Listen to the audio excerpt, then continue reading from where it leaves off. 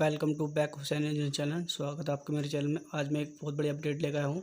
Apply now ECR NCR passport क्या अंतर होता है, क्या क्या बेनिफिट होता है, इनके बारे में सारी जानकारी लेकर हूँ।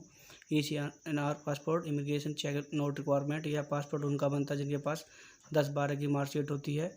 अप्लाई करते समय हाई लेवल एजुकेशन के डॉक्यूमेंट्स लगाते हैं। ये पास उन लोगों के लिए बनता है जिनकी अच्छी क्वालिफिकेशन होती है। इस पासपोर्ट की यह पहचान रहती है कि लास्ट वाले पेज पर कोई तरह की स्टाम्प नहीं होती है। इस पासपोर्ट पर जो स्टाम्प लगी रहती है वो वीज़ा की लगी रहती है।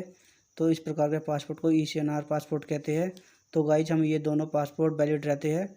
ये दोनों पासपोर्ट ही समान है। अगर आज आप दुनिया के किसी भी कोने में ट्रैवलर्स या इलाज कराने के लिए जा रहे हैं तो इमिग्रेशन तब चेक कराना पड़ता है हमें। जब हम किसी भी देश में काम करने जा रहे हो तो ऐसे 18 देशों में काम करने जा रहे हो तो आप इमिग्रेशन चेक कराना ही पड़ेगा आपको। इस पासपोर्ट को इमिग्रेशन वो चेक नोट अलाउ रहता है, इमिग्रेशन कराना पड़ता है आपको।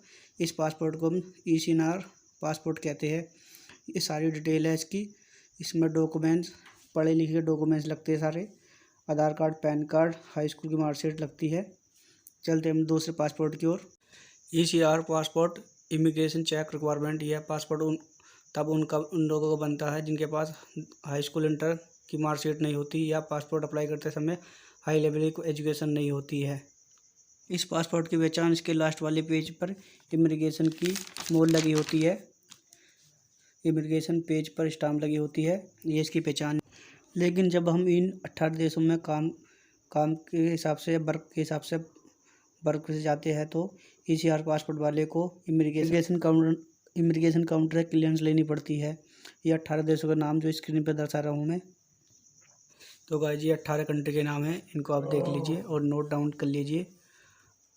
सारे नाम देख लीजिए, सारे स्क्रीन पर शो कर दिए मैंने और देख लीजिए अच्छे से।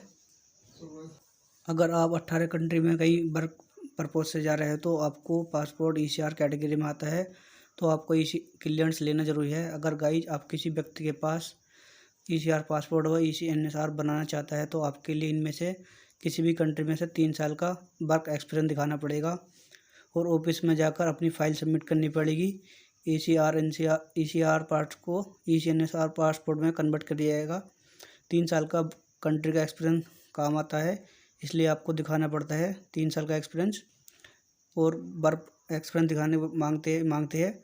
उसके बाद आपकी हाई लेवल की क्वालिफिकेशन पासपोर्ट नहीं होती है, एजुकेशन नहीं होती है, इसलिए आपको 3 साल की कंट्री का एक्सपीरियंस दिखाना पड़ता है। तो आप 3 साल का करने के बाद आ जाते हैं तो आपको ECR पासपोर्ट से NCR पासपोर्ट में कन्वर्ट कर दिया जाता है। ये इसके रूल होते हैं। आपका ECR पासपोर्ट से ECR पासपोर्ट बना दिया जाता है। ये इसके सारे रूल होते हैं, इसके नियम होते हैं। ECR पासपोर्ट से आप सारी कंट्री में जा सकते हैं।